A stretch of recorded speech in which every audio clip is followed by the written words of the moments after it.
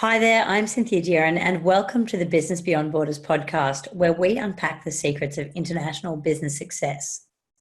Is it really possible to go from being a hairdresser to the owner of an international HR consultancy that spans 9 time zones? Well, that's exactly what my guest today, Corinne Bot, did. Born and raised in Paris, Corinne followed in her mother's footsteps and trained as a hairdresser before an allergy to ammonia put an end to that particular dream. A few years later, she followed somebody who turned out to be the man of her dreams to Australia, and her company, Polyglot, was born several years after that. Corinne has built Polyglot into a global company, and we're going to talk about how she did that today and how she juggled a life as an entrepreneur alongside the challenge of raising a family. Corinne, it's great to have you on the show. Thanks for being my guest today. Yeah, thank you for having me. It's a pleasure.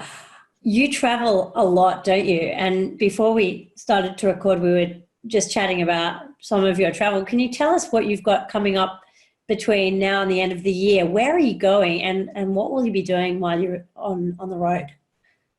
I'll be first starting with the States, LA and San Francisco, to visit our USA subsidiary. So that's in 3.5 weeks. Then back for 5 weeks to Australia, and then heading to Europe for Barcelona, then Paris office for 3 weeks, and then back here around mid-October, I believe. I'm not doing South Africa until beginning of 2019 because I've just been there. So yes. You know, it's every 2 months somehow. You know.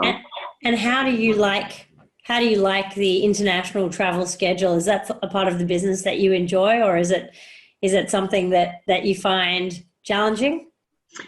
Look, I do enjoy it now because I don't have young children at home, so it's much easier. Yes. And that's why I didn't push the international development until 5 years ago.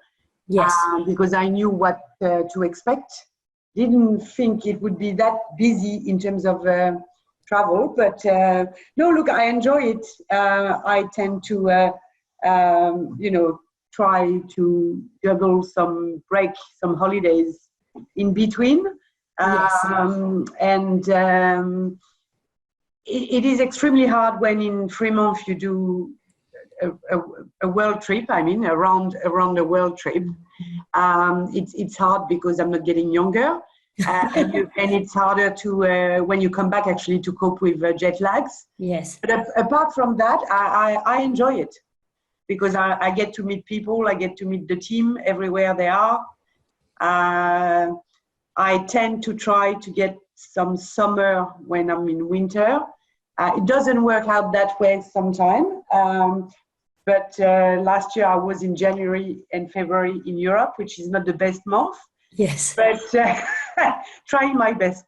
It sounds pretty idyllic. And today we're going to talk about Polyglot, which does a range of things, but really specializes in tailored solutions in human resources, in recruitment, payroll, outsourcing, language and business. And we're going to talk about how you started the company here in Australia and then expanded it overseas. But I want to give people listening some context, and I'd love it if you could just tell us about the rather surprising way that you started out, because you started your career as a hairdresser. And I'm fascinated to hear the story about how you began as a hairdresser and wound up in human resources. Can you tell us how you became a hairdresser and what happened after that? Okay, that was not in Australia, that was in France. And my mum had a hairdressing salon, and obviously I was raised in the hairdressing salon.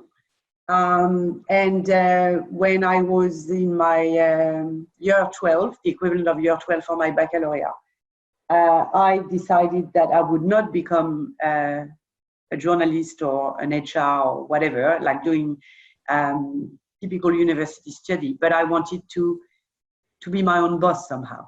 Okay, I didn't know it back then, but I chose to get on my mum's path somehow. I saw her evolve, have a business. And I really think that's what I wanted. So that's why I started to learn hairdressing right after my baccalaureate, which usually you do it much earlier. You don't go all the way to your baccalaureate. But thank God I did go to my baccalaureate, because after a while, after I'd done all my studies, after I think 2.5 years or something, and I worked a little bit, I happened to have allergy to ammonia, and therefore I had no choice but to stop for health reasons, and that was another shock, but an early on shock. When you're 21, you can, much easily choose another path, even though back then it was a shock. Were you upset when you discovered you wouldn't be able to go on being a hairdresser, saying that's what you had planned? Obviously, I was upset because my plan was not going according to what I wanted, and on top of it, I back then didn't see how I could, be my own boss, not being a hairdresser somehow. Do you ever cut hair now? I do if I have to, but it's just I don't have time anymore. My husband can't find a hairdresser he likes. He's been asking me to keep on cutting his hair, but it's really, I don't have the time anymore. But I could if I had to. I like that. So you hung up the scissors and had to pick something to go on with. I had to go back to study, but yeah, because I had been working and I had been independent and I had left my parents' place in Paris, I decided to do my bachelor and my master while I was working. So it hasn't been a very easy. I mean, it seems common for Australian, but in France it's not common. You usually stop high school, and then you go to uni, and then you have a good time when you are a student. That's not what I had, because I went to work full time, and then the company I was working for actually subsidized my study. And I choose human resources because it's really, I'm a people person. I've always been a people person. Hairdressing is this, and I picked psychology and work psychology, and it might seem very different, but it is not that much, because when you are here in a hairdressing salon, you just listen to everybody's little bits and pieces, and if you're not a people person, you might be a good hairdresser, but you're not a good business person in the hairdressing salon. So, and what it taught me also, which I didn't realize until I started actually my own business, or actually I started as a recruitment, headhunter, is that you learn also all the business acumen and all the customer service. And you need to remember that a customer that came the week before, her little dog was sick. And then when she comes back the week after, you need to remember and ask her about the dog and so forth. So it teaches you, they're transferable skills, I must say. Yes. So you worked and you studied at the same time. Yeah. And then what happened after that? And also, can you tell me about how you wound up in Australia? Because at this part of the story, you're still back in Paris studying. And I'm not thinking about Australia at all. So, Australia is far away on a map. I know where it is roughly, but I wouldn't have been able to place Perth or Sydney or Melbourne on the Australian card. So Australia was not a dream for me. What happened is that, so I go back to my study around my 20th, and then in March, somehow, March 1990, I take the train to go from Paris to Bordeaux, and I meet my partner in life and in business actually now, and in crime, if I may say, that was supposed to go to Australia 3 weeks after I've met him. So I ended up, after finishing my study, which was, in June, joining him in Australia. So that's the link. That's very fast. I got goosebumps when you just told me that little bit of the story. So did you just make a decision on the spur of the moment that you would go with him and see what happened? Is that what transpired? Not on the moment when I met him in the train, because I didn't know. He didn't tell me straight away he would be going all the way across the world, obviously. He did a good sales job, as he say. But pretty quickly. I met him in March, beginning of March, and he left for Easter for 18 months. So we had to make a decision pretty quickly, and he asked me to join him, and I said yes, and then I joined him. And sometimes you don't know it's for life, but you've got to do it. Yes. And that was one of that moment. And it's exactly like in business. Life is like business is part of life, but it's sometimes you need to follow your gut feeling. Yes. And the gut feeling was, I have to go. Yes. I have to try this. And I didn't even think it could not work. We just did it. I just did it. It was just a moment like that where I don't regret to have not listened to my head, but listened to my gut feeling. And 28 years later, you're still cutting his hair. I love it. So what did you think of Australia when you got here? Because I imagine back in 1990, when things were even less sophisticated than they are now, it could have been a bit of a shock to the system, to somebody arriving straight from Paris. Yeah, it was a positive shock.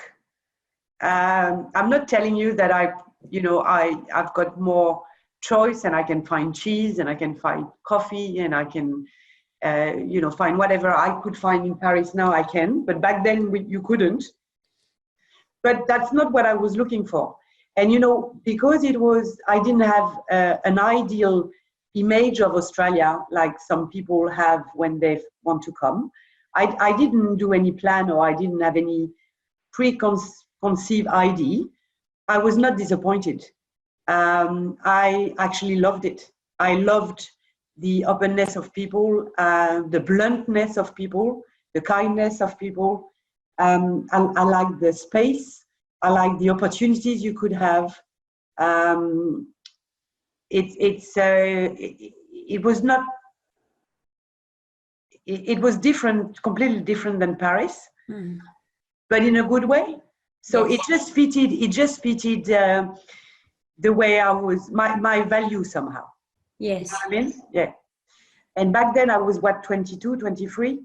As I said, you're not finished, in brackets. You are a young adult.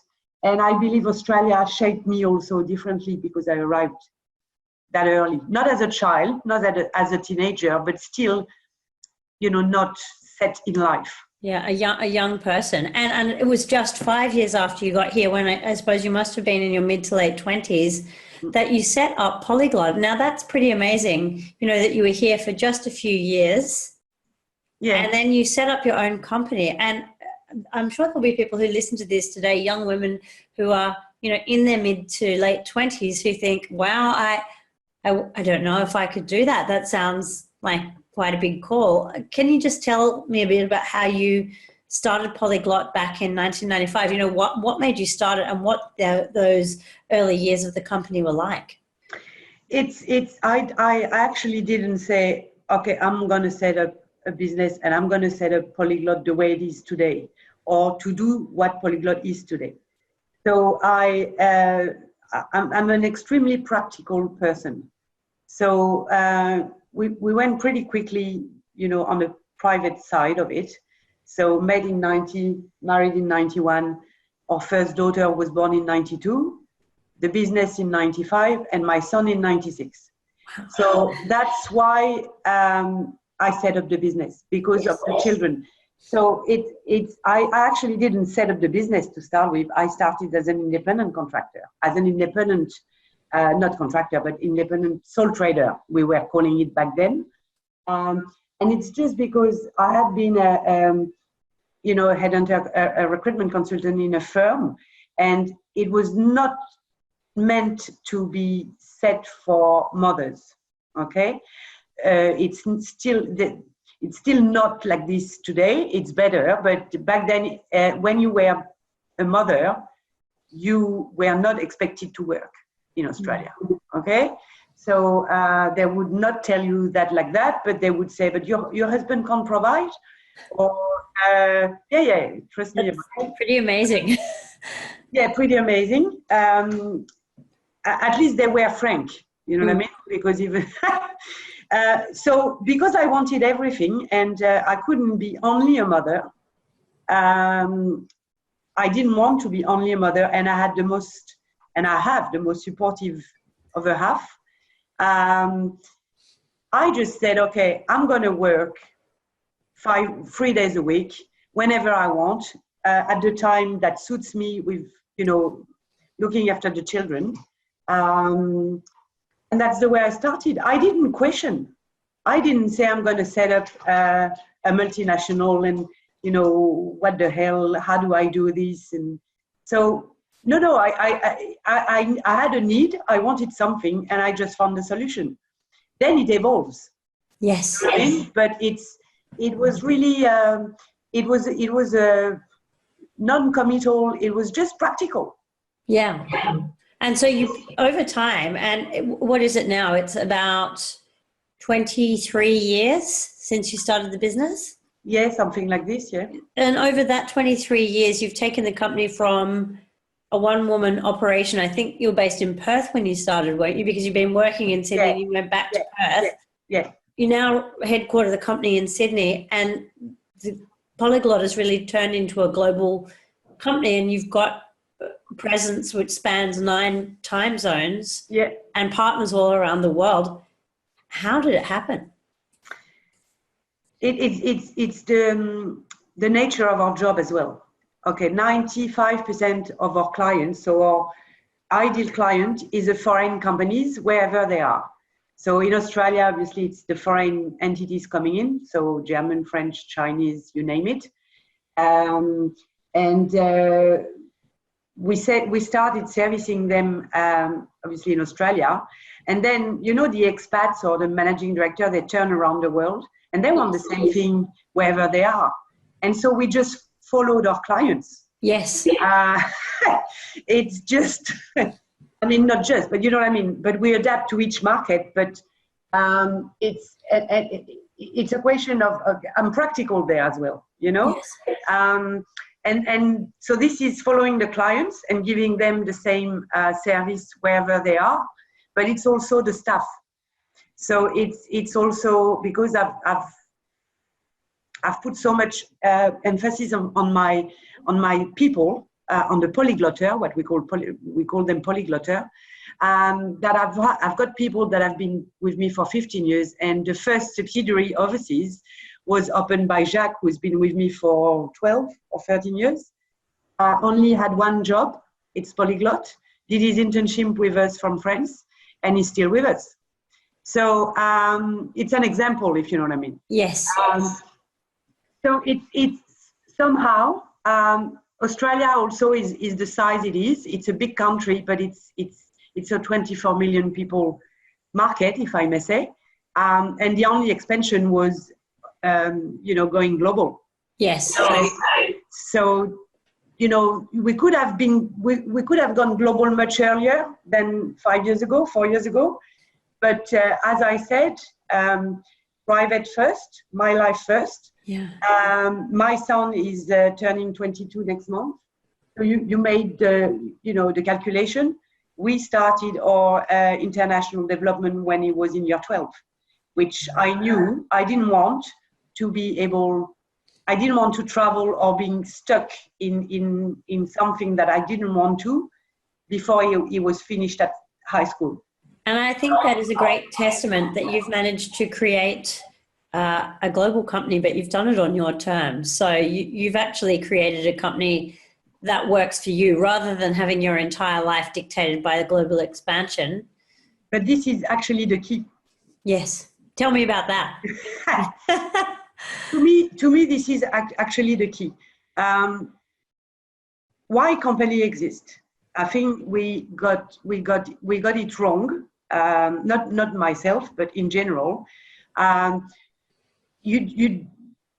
human can't be slave of a company. So you need to always master it. So, I mean, I'm not saying it's always, flat and you don't have, hiccups, but you need to think about what is it that you want. You need to think about your priorities. Yes. So there is no wrong or right priorities. The right priorities are your personal priorities. So that could be the business. If it's only if you only have the business, I think it's pretty sad if you only have the business. But that's my, just my point of view. I agree with you there.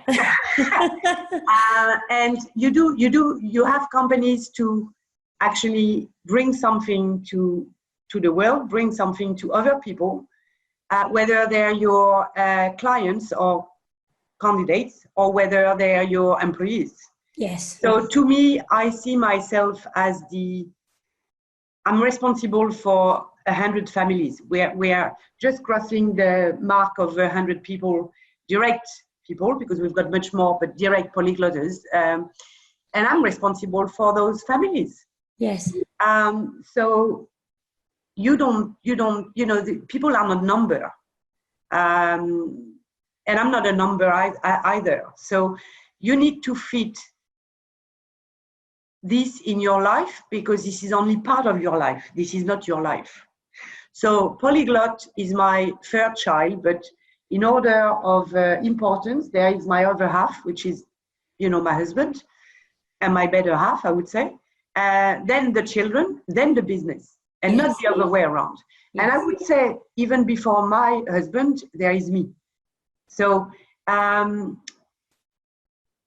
because it without you being happy or settled or serene, yes, whatever, the rest doesn't work, and the business doesn't work either. And look, I think that is a fantastic philosophy, and I wish that we heard more people talk about running their company that way, because we hear a lot about success, and focus on the business. And obviously, if you want to be successful, you've got to focus. But I think you have, we've had a conversation before where you said that one of the reasons you've been so successful is because I think you said you were not obsessed with the business. The business had its place in everything else that was going on in your life. I was not obsessed with the success, but the real question is, what is success? Yes. So for me, success is not being the CEO of Polyglot and we are multinational. The success is that I am fulfilled in my life, but in my private life to start with.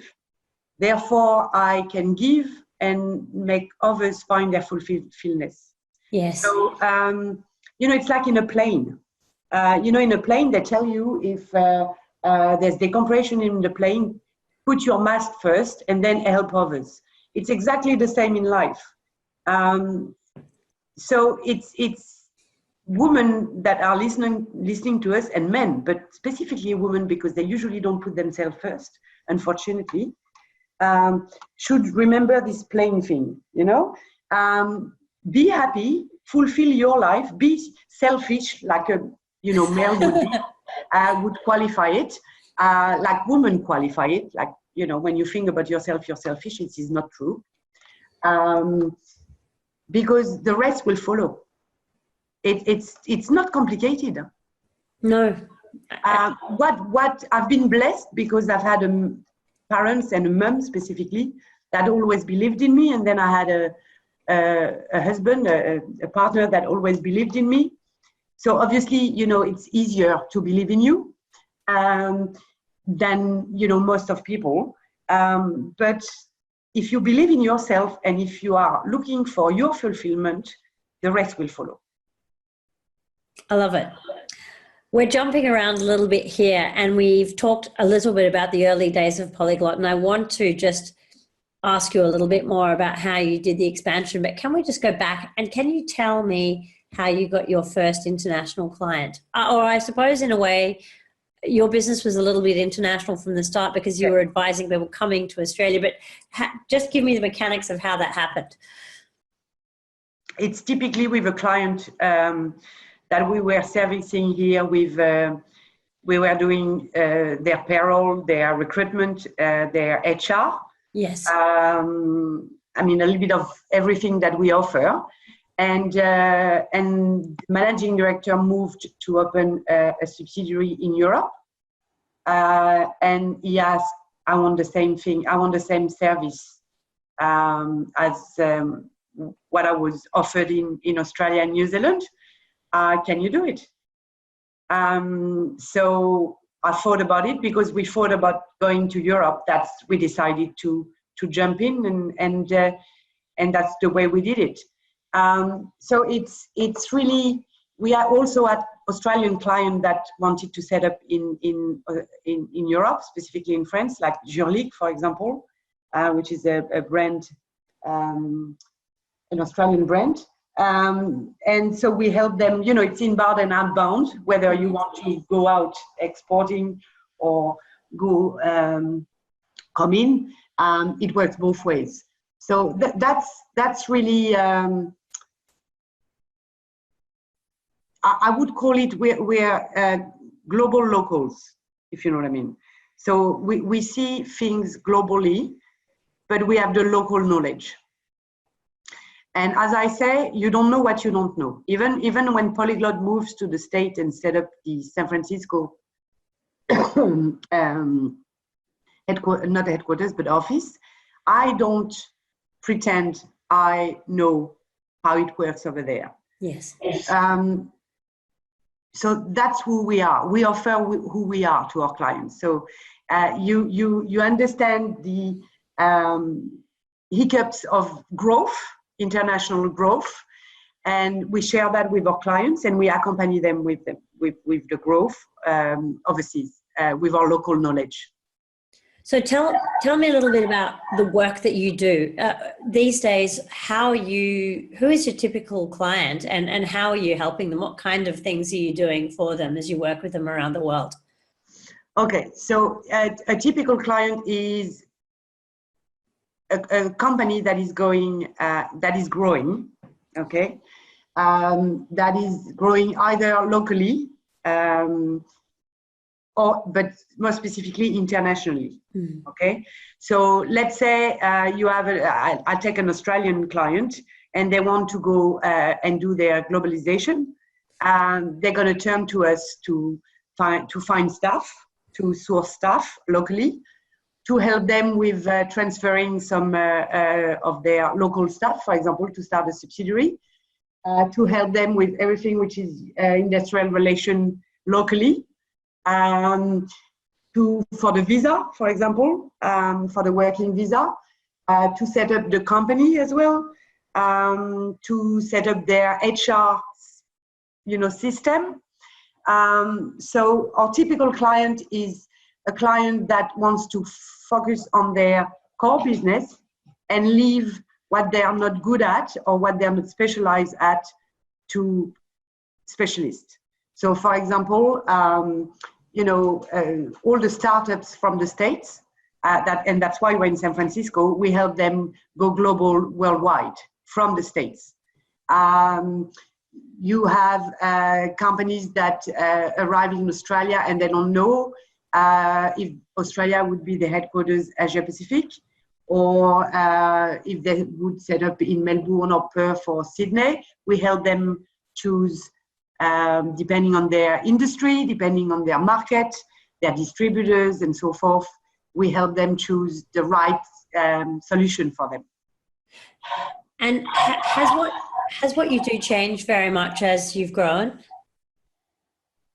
Yes, I mean, when I started, obviously, when I arrived nearly 30 years ago, even though I had an HR master, I didn't know anything about industrial relation in Australia, the laws, the industrial laws, the work laws.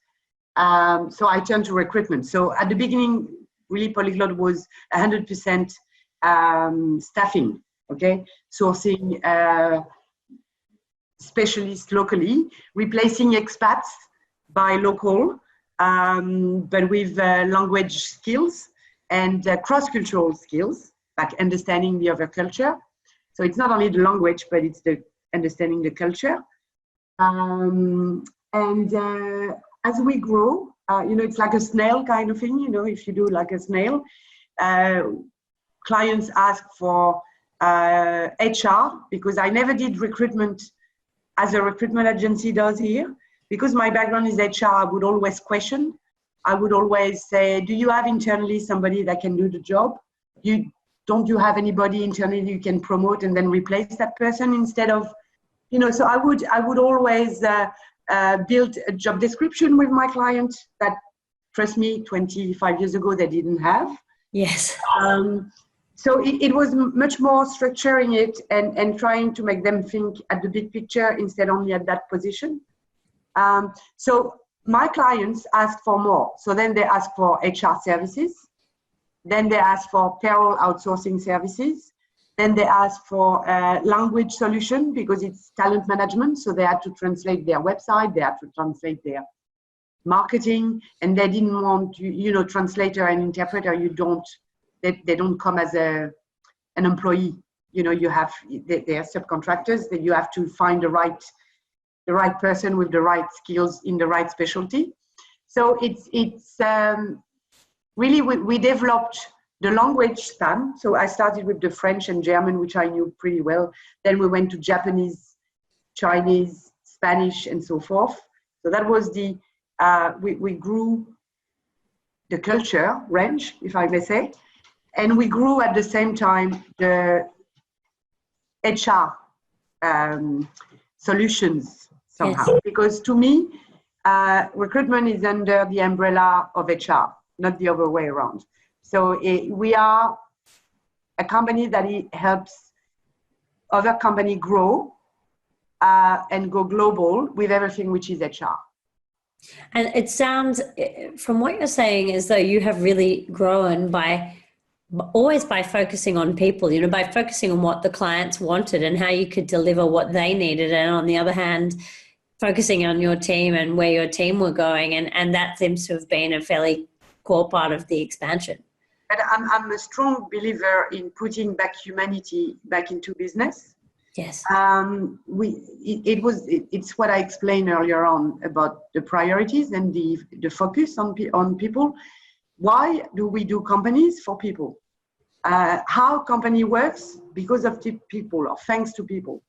And we've lost somehow that track.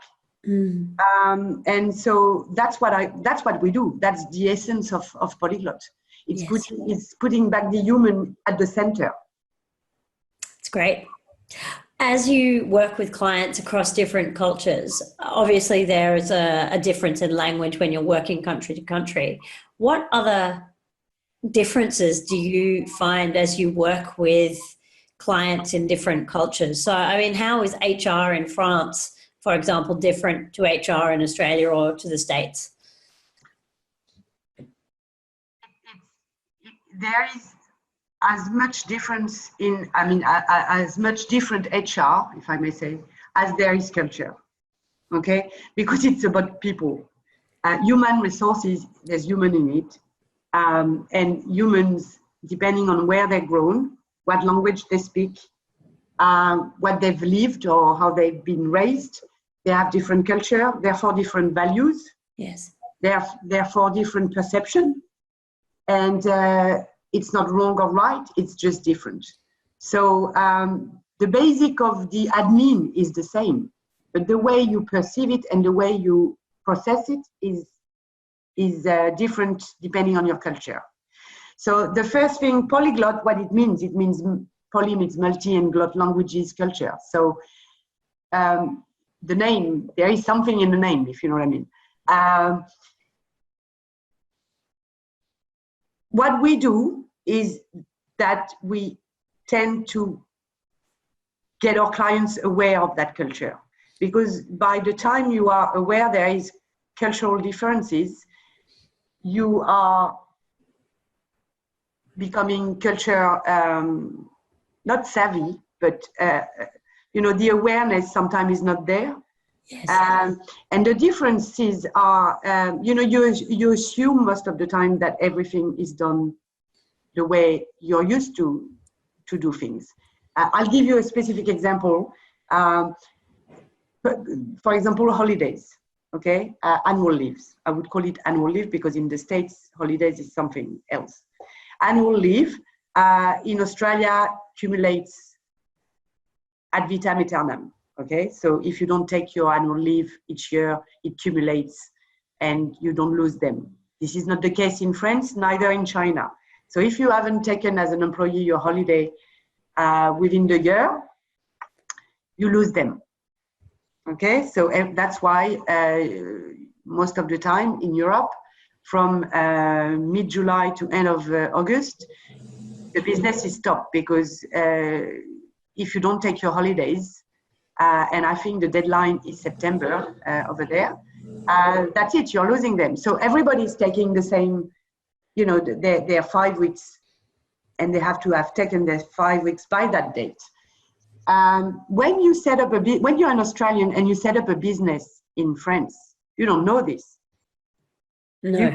You assume it's accumulated, and then suddenly everybody takes their holidays, and you say no, or you say, what the hell are they living all together? Okay.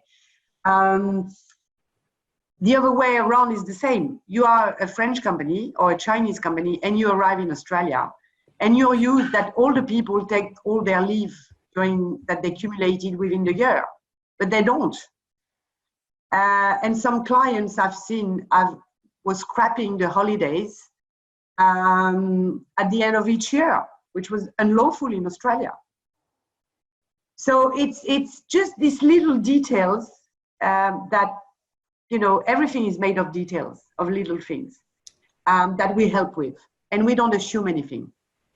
So those small differences can make a huge impact, can't they? But they do make a huge impact because you are liable if you do the wrong thing here or anywhere. And most of the time, the employer hasn't done it on purpose. It's just that they assume it's the same as where they come from. Absolutely. So but you know, when you know, at Polyglot, we speak 38 languages. We've got 38 different nationalities, and we discuss those things. And when you are culturally aware that nothing is the same and nothing can be perceived the same, you don't take it for granted, and therefore you ask questions, and you question your client, you question the way they see things. There are so many directions we could take this conversation right now, but I think where I want to go right now is hearing you talk about building Polyglot and expanding it around the world. You make it sound very, very easy, as though it's something that has just happened. But I'm sure there must have been some times that were difficult along the way. Can you just choose one of the times that you found hard as you were expanding internationally and tell me about that and how you actually resolved it or what you did to get through? The hardest part is keep the DNA and make sure the DNA, the Polyglot DNA, is the same everywhere. Even though we have Skype and, you know, video conferencing and you name it, we are blessed now. You know, it's much easier to communicate all over the world. You are not there physically, and you are not there instantaneously when people have an issue, and you don't see things. Okay, like so that, to me, that's the hardest. It's to keep the DNA and keep the communication going. And when I say keep, it doesn't mean that the communication is broken, but it's that it is the same with all your teams. And that's why I travel a lot, because it's good to do some meetings via Skype, but it's better to see people face to face. Yes. And it's not only internationally, it's also locally. People now tend to send an email even though they can stand up out of their chair and walk 50 meters to see their colleague, but they choose to send an email. What the hell? So internationally and not internationally, the hardest thing is the collaboration, but a real collaboration which is not only on tools on these IT and communication tools. They're only tools. Yes. You will never replace the actual real conversation, real exchange, face to face. To me, that's the hardest. And so how do you manage that? Because obviously you travel a lot, but you've got a big team now. You know, as you say, you're just crossing the 100-person mark. What else can you do to make sure that team is cohesive and that the culture that you've worked so hard to create actually stays the way that you want it to be? Okay, you need to, from an early stage, to think about when you're going to leave. So whenever you start your business, obviously probably not straight away, but pretty quickly, within 5 years, I wanted to get around myself people that knew how to do things I didn't, people that were good at things I would not be. And then you grow and develop these people. I think that's one of my success. I don't think I'm better than the next person in terms of what I do, but I might be better at choosing and developing and empowering people around me. Yes. And therefore they take on, it's like a relay kind of thing. Okay. It's their baby too. And when I leave Australia to go somewhere else, I don't even worry. They don't even call me. So in Australia, which is where is the base and where I've built, and the oldest somehow, it's working, okay? Because I've got a team of people that are working together, that have been in there, that believe in it, that are passionate about it, that I trust. And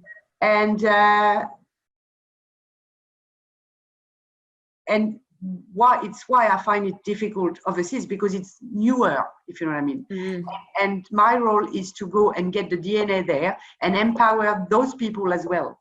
But they have less time of me, if I may say, or of my team, of my steering committee team, than the original people had, if you know what I mean. So yes.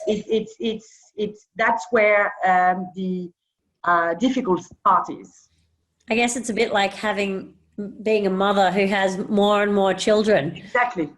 And then you give to the older children some not task, but they have a role to play, which you don't give a role when you only have 2 children. Yes. Yes. It's exactly the same for me. You're raising people. So it's putting them, raising them, it's elevating them. Yes. Elevate, okay? Yes. So you need to elevate people around you. So you need to elevate yourself as well, because otherwise they don't have room to elevate themselves. So it's about getting out of their way to let them do things. Is that what you're saying? Exactly. And understanding that you want to be challenged as an entrepreneur. I have no problem, and actually I'm worried if one of my manager or manager to be, or leader to be, doesn't challenge me. Yes. But it's and we're back to what we were saying at the beginning. When you don't live only for the business, you're more able to accept that. Yeah. Even though sometimes it's not easy. But this is the key. This is the key. And actually love my job now, because that's what I'm doing 100% of my time. It is actually developing people. Yes. Now, we were talking about family and business, and I wanted to ask you, your children are now in their 20s, but you started this when they were just babies and before one of them was born. How have you juggled family life and being the owner of a business over the years? Because I think it is still harder for women than men on the whole. It is still, unfortunately. First I started my business was from home, so that makes it easier. But I've had clients on the phone, and I had the baby, bouncer moving with my feet. The baby wouldn't cry. the second baby. I'm speaking about my son. I asked for help, and this is something that women need to do. I had 2 girlfriends, and they were also working part-time, and I learned to ask for help. Yes. Okay. And you know, the children are they learn very quickly as well. You know, for example, my children, when my mobile phone, which was as big as a brick back then, would ring in the car, I would stop and I would speak on the phone, and my 1-year-old at the back would not open his mouth. He knew. Wow. He knew, but I was with them. So, you know what I mean? It's like a compromise. Yes. And don't try to be perfect, because you can't be perfect. It can't be perfect. Perfection doesn't exist, thank God. So you juggle, sometimes you lose a ball, it's okay. You learn, and the next time you will lose less ball. I'm back to happiness, because, you know, even if sometimes you feel guilty because you don't think you've given enough to you're given enough time to your children, for example, or you've missed something that might have, you know, seem important, they know. They know, and if you are happy, and if you explain to them, they'll understand. Yes. And the support came from my children as well. I remember something specific where I was nominated as the French woman overseas at the French Senate. Anyway, I was invited to go there. Everything was paid for, and won the prize. And I was speaking in the kitchen with my husband and the nanny, and I said, I'm not going. It is my girl's birthday. And she was 8 back then, 8 or 10, something like that, in between. And she overheard me. She was in the living room, and she came in and she said, no way. No way you're not going, Mom. It's only a birthday. This is your prize. We're proud of you. You know, I'm nearly crying now, because I would have said that I was okay with not going. Yes. To me, she was more important than that prize. I would have still have the prize. You know what I mean? Yes. But for her to come and say, no, this is for you. You need to go. Yes. But it's also a way for her to show that she could do it. Yes. I didn't know back then, you know what I mean? But by doing that, I showed her the way. And that's been a very powerful influence, I think, for your children, because at least one of them, your daughter, is part of the business, right? Yeah, she joined 4 years ago, not at my demand, because she doesn't need me, if you know what I mean. She's her own person, very strong. But my steering committee, because she's done digital media, media marketing, they wanted her to join, to take on the global head of marketing and go into the digitalization of Polyglot. And so she joined us nearly 3 years ago now. And that's the best thing we ever did. I love working with my daughter. And she reports to me, but she knows, she breathes Polyglot. It's her baby too. And it's such a reward for me. That is fantastic to hear. So it's not easy for her. It's easier for me, because she wants to be not seen as Corinne's daughter, but she's my daughter, and there's nothing you can do about it. No, but you know what I mean. But yes.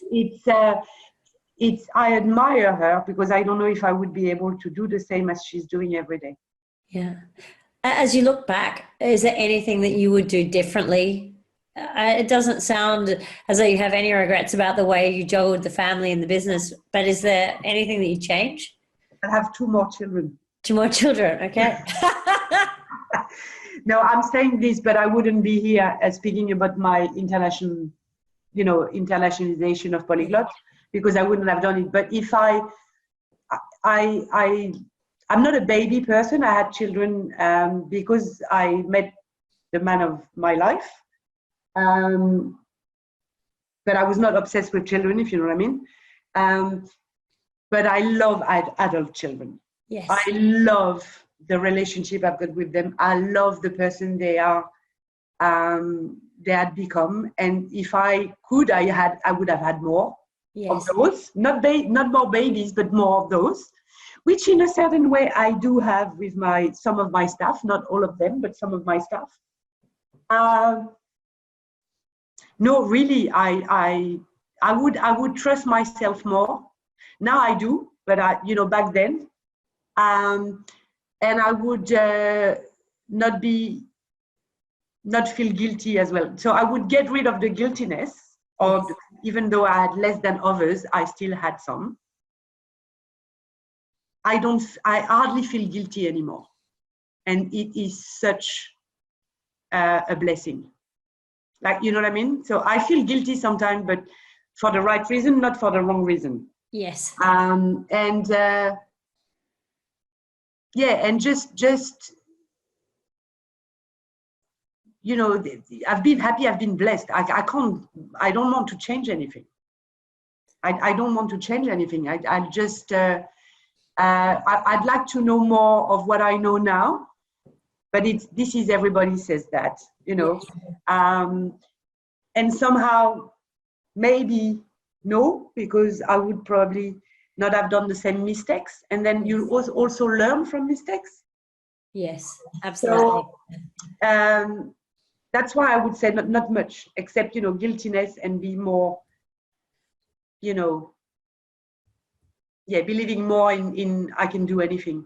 Because whether it's me or anybody, if you really want to, you put your head to it, you put your energy to it, you positive, and you bring people with you, it will work. Not probably the first time, not probably every time, but eventually it will work. Yes. So you have to just keep going. Yeah.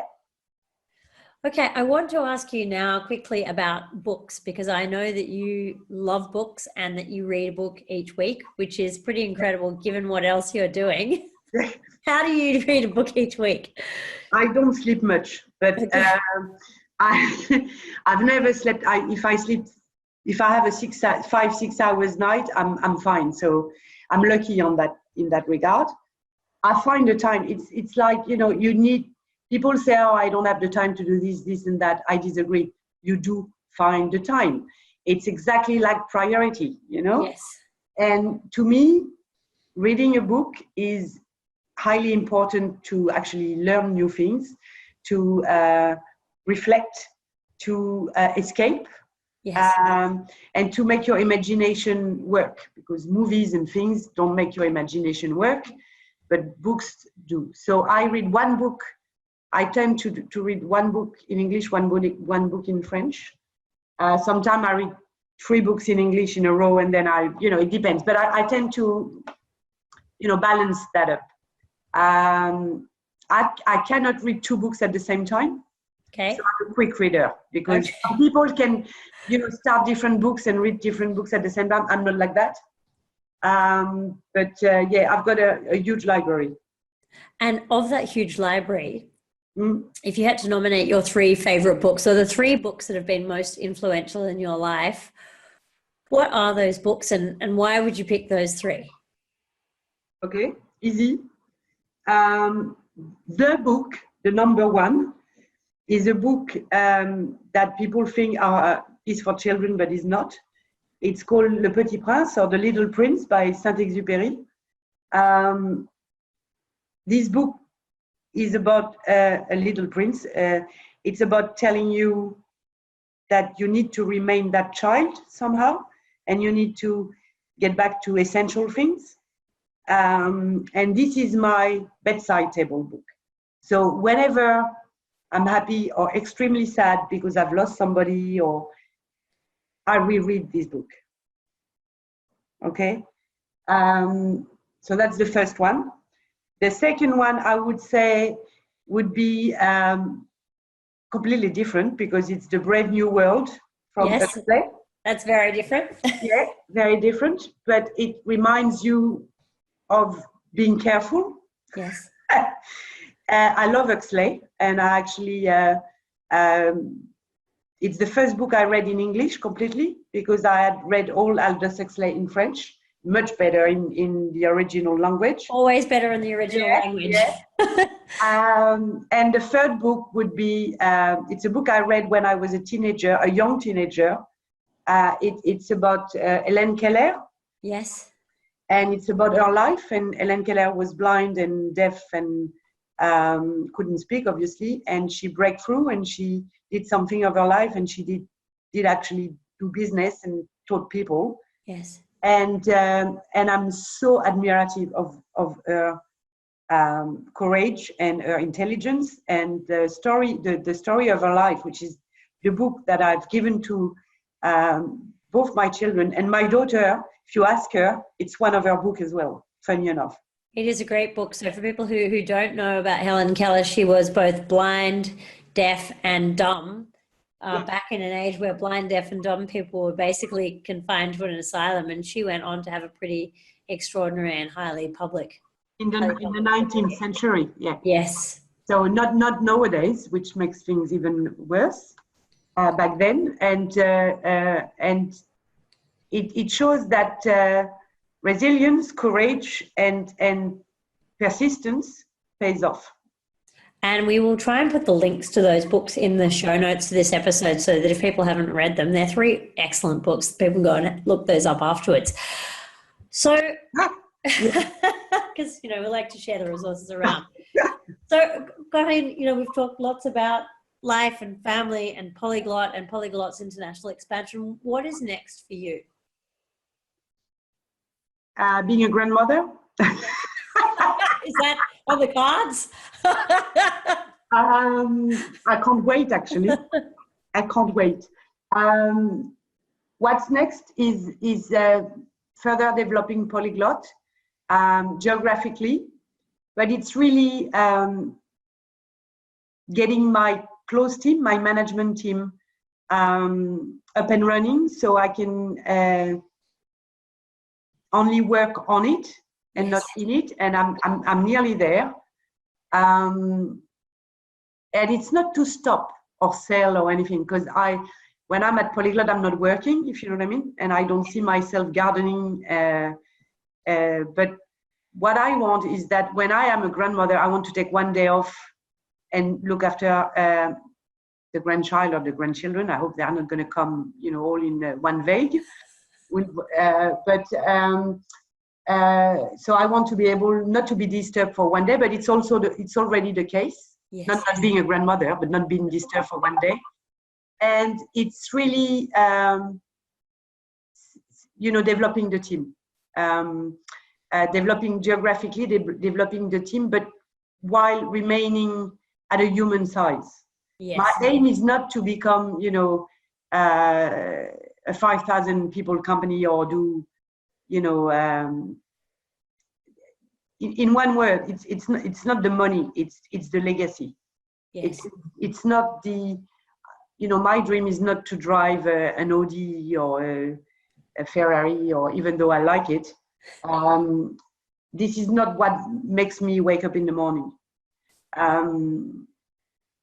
And more travel, but I want to, if I would spend all the winter month of Australia in Europe or in the States, while working and visiting and taking the time, and then come back here when it's summer. Yes. But not retiring for that reason. I'm extremely curious, so I'd like to, we're going to Israel in October. I got that for my 50th. I've always wanted to go to Israel. It's nothing religious. It's just because to me it's the cradle of the world. The world the way we know it today. So I've got plenty of things in my bucket list like this. So I will explore businesses at the same time, because I can't But it's really, I don't want to change anything in the next 10 years. I'm in my early 50s. So the next 10 years is apparently the best. because I've been told that you don't have children at home anymore, you don't have grandchildren, you usually have more the financial means, but you're not old yet, like, yes. You know what I mean? So I'll tell you in 8-9 years. I'll have you back on the show then. It's like children, you know, they always ask, oh, what's the preferred age or what's the preferred period? They're all good. It's really what you make of it. And I love my 40th. I love my 50th. I believe I'm going to love the next, 6 or 20 or even 40 years, I hope. We'll see. Corinne, it's been fantastic having you on the show today, and I always really enjoy chatting to you. Can you share with me any final thoughts that you have for entrepreneurs, but particularly for women entrepreneurs who are thinking about embarking on this adventure of building a company that goes outside the home market? Take a weekend away, or take some time, clear your head, set your own priority. I'm not speaking business there, I'm speaking life priority. And then see how your project, your business project, your company project fits in it. Mm-hmm. And find out why you're doing it. The purpose of what you're doing is key. If you're doing it for the money, you're not going to do it the same way for your way of life. So you need to choose, you need to make sure you know that's your business plan somehow. That's your life plan. What's your priorities? What's your purpose? What is it that you want to leave behind? Why are you doing this? Before looking at how you're going to do it, ask yourself why. If you can't respond, you better think twice.